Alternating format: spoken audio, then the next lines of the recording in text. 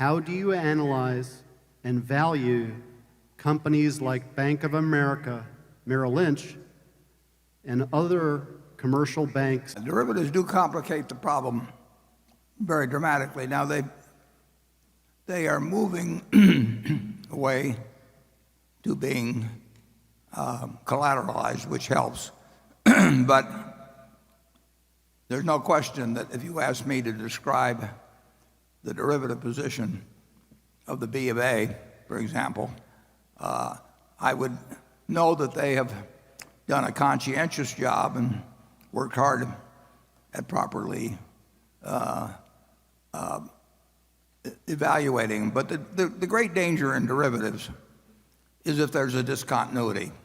If there's not discontinuities, you probably don't have much of a problem, assuming they get marked to market and collateralized and so on. But if the system stops for a while, the system stopped after 9/11 for 3 or 4 days. It stopped at the time of World War I. They closed the New York Stock Exchange for many months. They debated closing the stock exchange very seriously the day after October 19th, 1987. And there were a lot of people that wanted to close it, but and on that Tuesday morning, it looked like it was about to stop, but it continued. But if you have a major cyber, nuclear, chemical, biological attack on the country, which will certainly happen at some point, if you have a major discontinuity, then you'll have a lot of problems.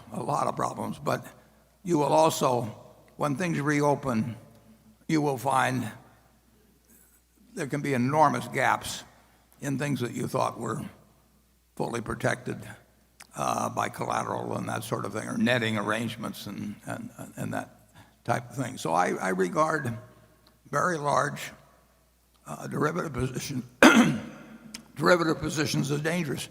We inherited a modest-sized position at Gen Re, and in a benign market, we lost about $400 million just in trying to unwind it with no pressure on us whatsoever. So I do think it continues to be a danger to the system.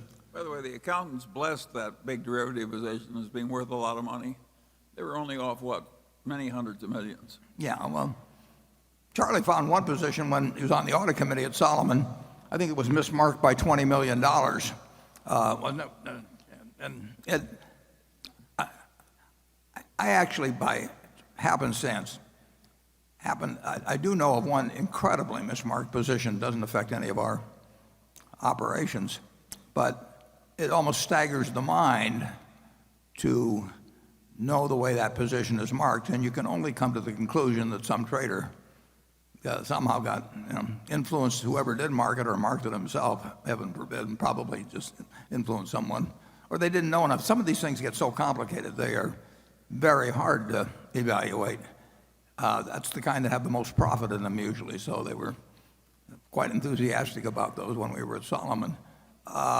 They can be extraordinarily hard to mark, and like I say, I know one that's so mismarked it would blow your mind. And the auditors, I don't think are necessarily capable of holding that behavior in check. It's very interesting because now there's really 4 big auditing firms, and obviously they're auditing companies where there's a derivative position, and they're auditing company A that's on one side of the transaction, and they're auditing company B that's on the other side of the transaction. In some cases, it's the same auditor.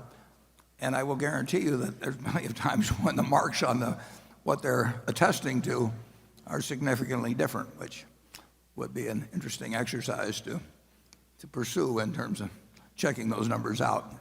Derivatives are still dangerous in large quantities, and we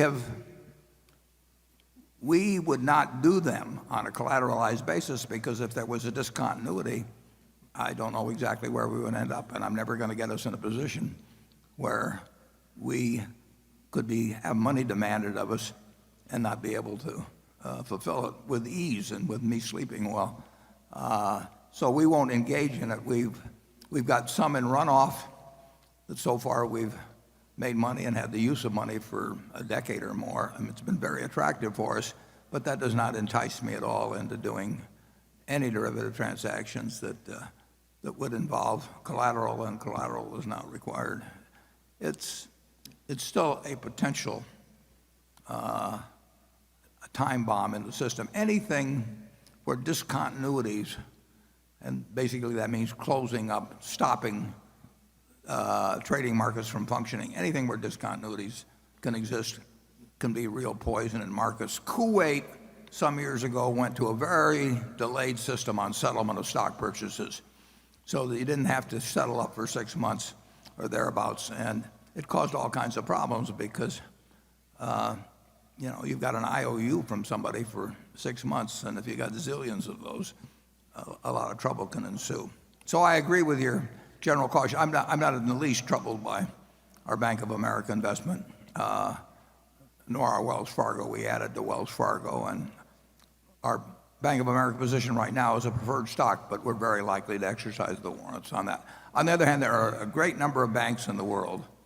If you take the 50 largest banks in the world, we wouldn't even think about probably 45 of them. Wouldn't you say that, Charlie?